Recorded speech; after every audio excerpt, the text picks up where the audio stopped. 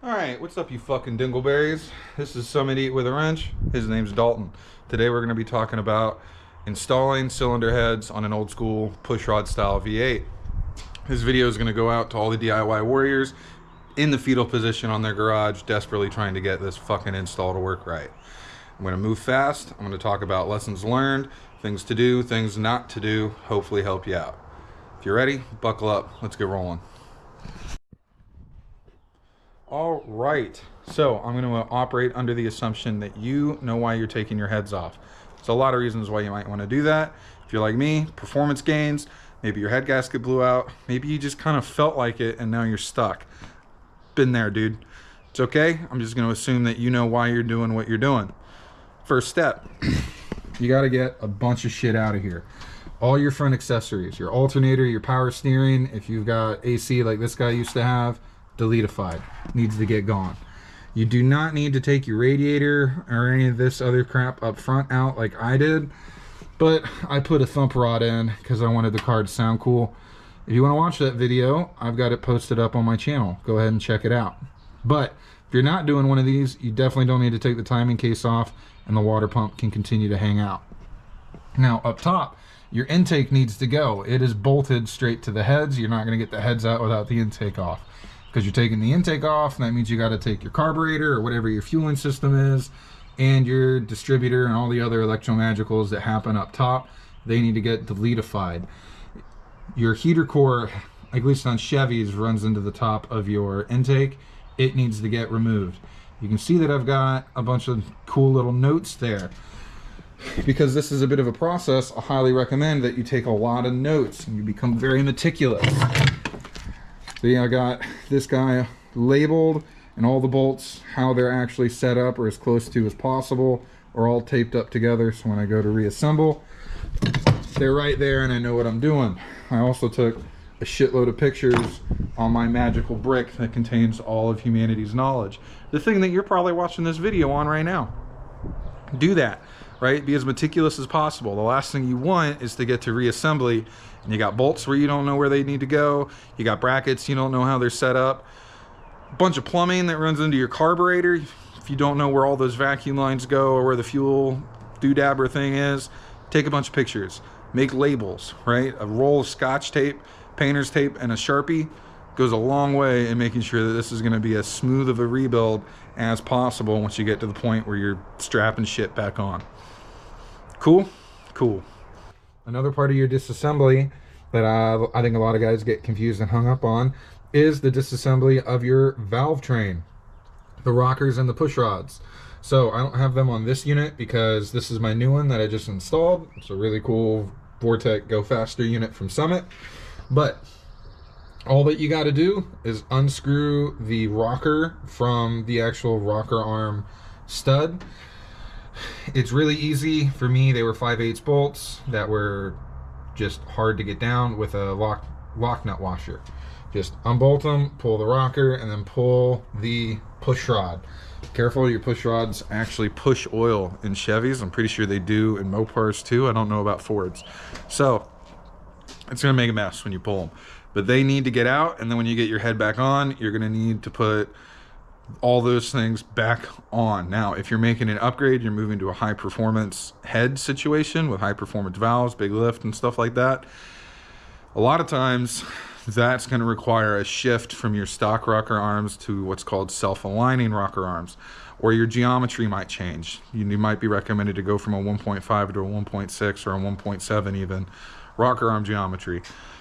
All of that is going to come in another video. I'm going to do another how-to whenever I get that hooked up and I can actually show you guys what I did to make that work. That's not what this video is all about. Right now we're just talking about cylinder heads, but something to keep in mind, right? Your valve train is going to need reassembly. If you're looking at this video trying to figure out if you can swap your heads or if you can do this repair, right? Fix a head gasket, you absolutely can. It's not that hard. I'm going to break it down just like I'm breaking this down. We'll get you there. Promise. Alright, so let's talk about actually getting the heads off the block. Your Ugga machine going to be totally fine to run the bolts out of the head, off the block. right? Anything you can do to make it easier to get that thing yoinked out is going to be perfectly fine. You do not want to use your ugg machine to get that back on, however. You're going to need the only specialty tool required for this repair, which is a torque wrench like this. No, you don't need like a fancy like digometer thing like I've got with an electromagical wizard in here telling you what all your values are, but you are going to need a torque wrench. So small block Chevys go to 70 foot-pounds. Do it in stages. Do like 20, 50, 70, 25, 55, 70, something like that. You want to get a good pattern, right? And you want to evenly distribute torque in 3 stages on your head. You don't want to just crank it all the way to 70 your first pass around. That's how you get uneven pressure and bad snapped bolts and all other kinds of bad things. Don't do that. Work a pattern. Now, about head bolts here. For a small block Chevy, you've got 3 of them. You've got shorty dudes here, your mid guys, and your long dudes. It's pretty simple to figure out where they go. Just pay attention when you pull the bolts out. Your mid guys go here, and then all the tall guys up here at the top, and then your short kings reside down here on the bottom. When you go to torque these, make sure that you start in the middle, and then you work your way out to the edges in a pattern. A lot of dudes do circles. I did a circle. I guess it's not super important. Editing Dalton here. Just wanted to give a very important disclaimer. It is important that you do use a pattern, you do use a circle. What is not as important, and what I meant to imply here in this portion of the video, is that the exact pattern does not matter. Whatever makes sense and whatever is easiest for you to do it. You can look up a lot of other patterns on the internet and exactly how people do it. It doesn't matter as long as you actually do one and that you don't forget any bolts and that you don't just go from left to right. That's it. But make sure that you do run a pretty consistent pattern through all 3 stages of your torque values. And don't forget any of the short kings on the bottom. They deserve love and attention too.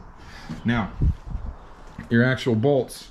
Right, small block Chevy, all of the bolts run into water jackets. I'm pretty sure that a lot of the other manufacturers, the big 3, do the same. Get out of here.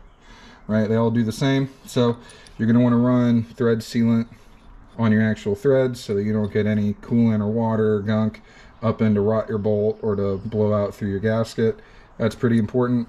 The next thing, they come with washers. There's a chamfered side and a non-chamfered side.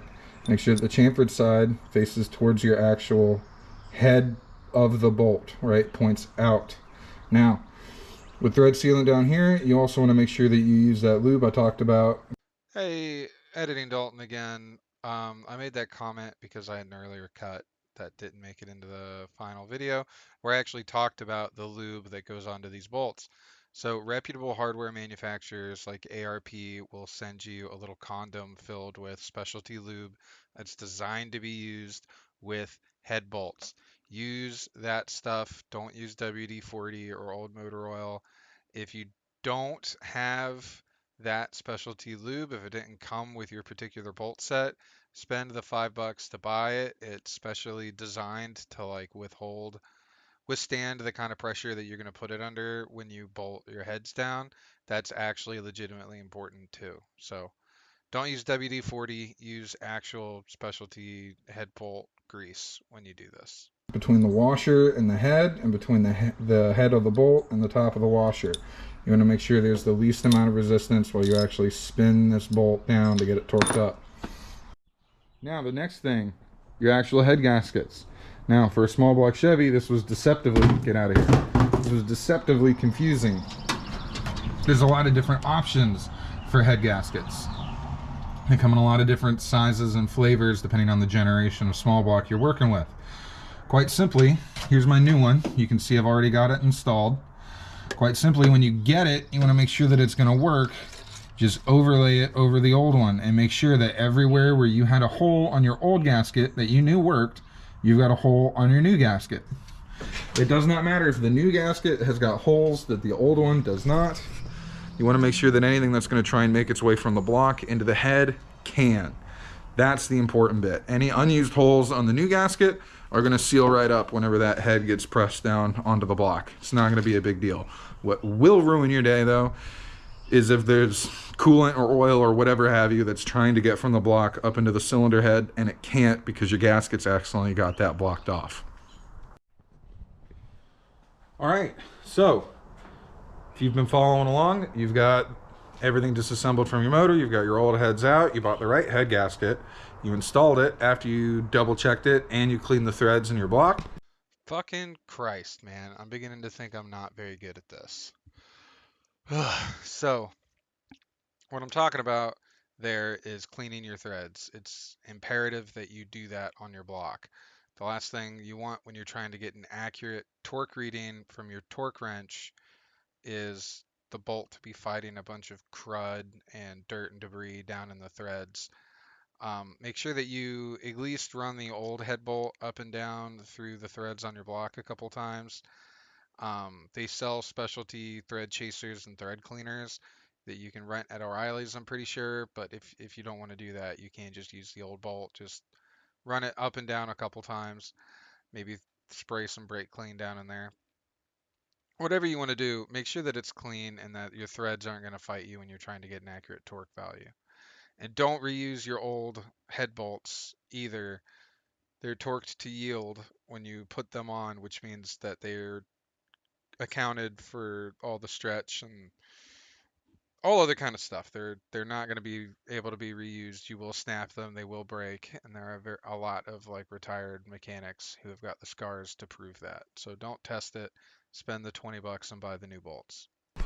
Your new head is bolted down to torque spec, down to 70 or whatever your manufacturer recommends. You didn't forget any of the short bolts like I did when I did this the first time. And you've got both done. Now it's time to reassemble your valve train. That is going to be another video. I haven't done it on this vehicle yet. When I do it and I figure out how I'm going to do it and it gets put together, I'm going to put up another how-to video. I'm also going to film me actually installing them and figuring out what I'm doing and put that up as more of a vlog style, just like I have a pretty vlog style video of me getting that head installed in this block. Now, please do not take this video like I am a professional mechanic or that I actually know what I'm doing. I'm just really good at playing pretend. The clue is in the name to my YouTube channel. I'm just some fucking guy trying to figure this out. I've been on the fetal position of my garage, desperately trying to Google videos on how to do this thing or that thing, running a repair, especially when you work on old pieces of shit like all of these things, right? That's why I'm making this video. I'm lucky enough now in my life to have access to a retired master mechanic who shared a lot of wisdom with me, and I felt it was my job as a fellow DIY warrior to push this kind of content out, make sure that you guys know that you can do this, right, and kind of push what I've learned. If this motor explodes when I do my first start, I'm gonna make a video about it, talking about what I did wrong. So please, please, please do not take this video as the definitive how-to from an expert. There are a lot of other resources. My goal was to just make a very digestible video showing some of the barest things that you need to do to get this repair done. I was pretty nervous when I started doing this repair. I didn't think it was something that's a lot more in-depth than what I've done before, but now that I'm in the middle of it and now I'm in the part where I actually get to reassemble the motor, realized it's not that bad. So if I can do it, you can do it. Anyway, watch for the video on how to get your valve train reassembled, and like, comment, subscribe if you got anything out of this video. I really, really honestly hope you did. Keep wrenching. I love you guys. Peace.